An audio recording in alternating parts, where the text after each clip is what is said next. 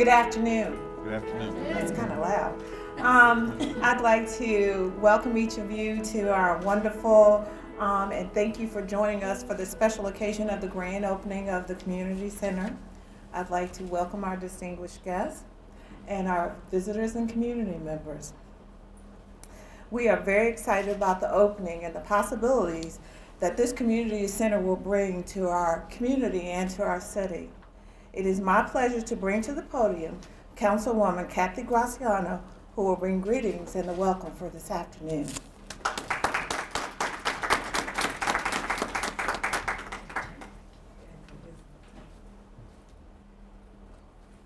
Good afternoon. Good afternoon. And a Happy New Year to everybody. This is a great way to start a new year, and that is being in the 4th district, the greatest district in the city. And I want to welcome Betsy Carr also from our House of Delegates. I just want to say, I want to thank the mayor, because without the mayor, we would not have a new Huguenot High School or a community center. Been on council for 12 years. It took us about 9 and a mayor to begin building schools. And hopefully we will continue improving our facilities so that our children can receive a great education. In addition to that, we have this community center here that is going to be, I'm sure, used by all members of the community for various programs, for various affairs. It will be a great gathering place for us all to come, and I want to thank the mayor also for providing that for us. And with that, thank you very much. Thank you.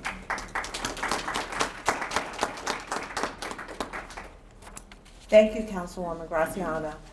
Many great things are happening in our city today, such as this community center, and it would not be possible if not for the vision of our mayor. It is with great pleasure that I present to you Mayor Dwight C. Jones to bring our address for today. Mr. Mayor. Well, good afternoon, everyone. And Deborah surprised me when she said address. That sounds like speech. But I don't have a speech, but I'm very happy to be here and to welcome all of you to the opening of the Huguenot Community Center, and to just kind of talk a little bit about the fact that this is important for our communities. It is good to be in Kathy Graziano's district, and it's good to be with Betsy Carr from the General Assembly of Virginia. This is a beautiful, beautiful site. It's a great school. They've said that I should not call it the Taj Mahal of high schools in the state of Virginia, but I reiterate that this is the finest high school in the state of Virginia as far as I'm concerned. And if anybody doesn't agree with me, that's okay. It's just my opinion.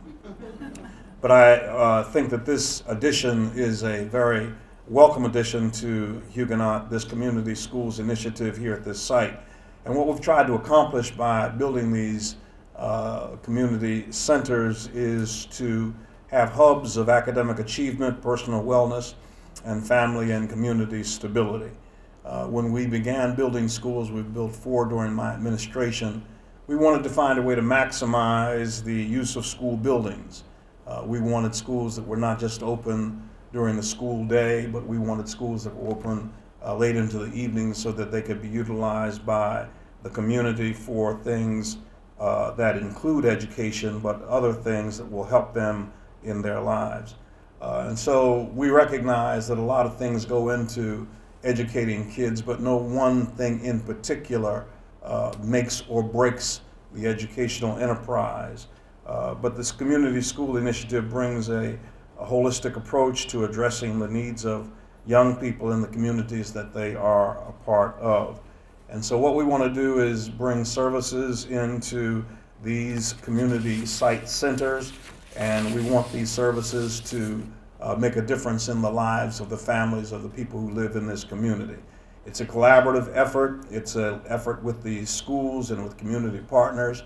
And later on in my remarks, I'm just going to mention some of our community partners, because the community partners are a huge part of what we're trying to accomplish here today. And when I came in, Betsy Carr said, is this going to replace the other community centers? And I was very happy to tell her no. This is in addition to the other community centers. At this point, We have one at Oak Grove, Belmead, and also at Broad Rock Elementary. And I think that this is the third, and it would be just wonderful if we had these all over the city at all of our schools, providing services to families in our communities. And some of the things that will be happening here will be mentoring, or that are happening in the hubs, are mentoring programs for young people, fitness programs, programs to teach a youngster how to tie a tie. And that might not seem important, but if they want to get a job, they might want to give that a shot. We also have women empowerment groups, and we also have access to SNAP and TANF, and we have some of the agencies here today who are going to kind of show us the kind of services that are going to be provided. Also particularly of interest is the fact that we have immunizations and health screenings for high blood pressure and blood sugar, all of the kinds of things that would indicate that a family needs to go to see a doctor. We have reading and comprehension programs, and so I think that these centers are really going to fulfill a great purpose in our community. It's one thing to offer an education, but wraparound services are extremely important. It's extremely important to have stronger families and healthier communities. And so this effort is an effort that did not just come off the top of our heads, but we had a Blue Ribbon Commission on Health Policy, we had a Community Schools Initiative, and our Anti-Poverty Commission work. This is a result of all of those commissions' work to make sure that we had this kind of wraparound opportunity for the communities where we have schools. And so I'm proud of the work of these commissions, and I want to express my gratitude to all of the work that went into bringing about an idea such as this. And it's always great to have an idea, but it's even better when those ideas reach their reality, and we have that here today, that reality. And so we're working to make sure that families are involved in their children's education and that children are involved in their communities. So let me just recognize a couple of our partners who are, I hope they're here today. The Capital Area Health Network, are they here? Thank you so much for being here. CareMore, very good. Okay, Goodwill, Disabled Veterans, and the Open Door Resource. And I see some other collaborative partners that are here, but I don't have their names written down. But we want to thank all of our collaborators for making this a success. Also, we want to thank the city's finance department, public utilities, the Office on Aging and Persons with Disabilities, and the Mayor's Healthy Richmond campaign.